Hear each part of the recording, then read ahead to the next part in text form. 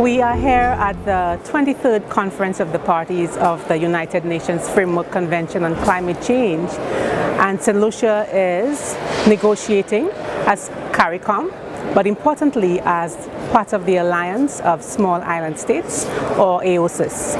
Of course, we are proud that we have a presidency that is from an island. It is an island COP after all, Fiji as the presidency. And we are negotiating on areas of importance such as adaptation, mitigation, capacity building, finance, and of course loss and damage. We are trying to further our work after the adoption of the Paris Agreement in 2015, which St. Lucia ratified in 2016. Specifically on loss and damage, I was part of the negotiating team in 2013 that led to the Warsaw International Mechanism for Loss and Damage, and further the thematic lead coordinator for AOSIS, the Alliance of Small Island States, that led in 2015 to having Article 8 on loss and damage embedded in the Paris Agreement. It is important to note that under the International Mechanism for Loss and Damage, there are three important functions to do with enhancing understanding of this loss and damage, but also having greater synergies and collaboration and cooperation, but very importantly for us, leading to action and support, where support means finance, technology, and capacity building. Here at COP23, we are looking to adopt a 5-year rolling work plan. This is part of the work of the executive committee that was established under the Warsaw International Mechanism for Loss and Damage.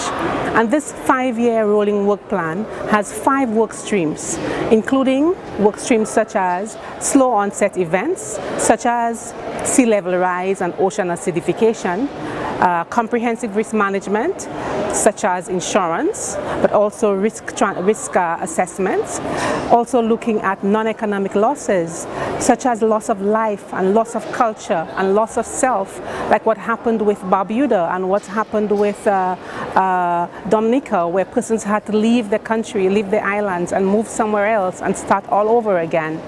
And also having a work stream on human mobility that deals with migration and displacement as well. Importantly for us, there is a work stream on action and support. Again, action and support is fundamental in delivering on the full mandate of the WIM, that is the Warsaw International Mechanism for Loss and Damage.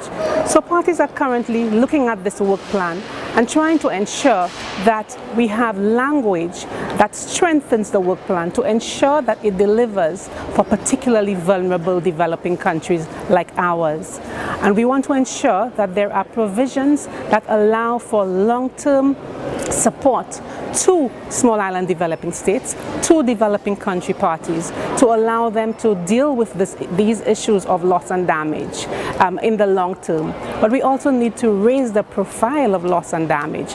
It is good that we have this Warsaw International Mechanism for Loss and Damage. It is good that we have this Article 8 in the Paris Agreement. But as we work on the implementation of this Paris Agreement, we want to continue to raise the profile of loss and damage with our ministers within this international negotiations process, so that it really leads to the action and support that countries like ours need in this era of climate change.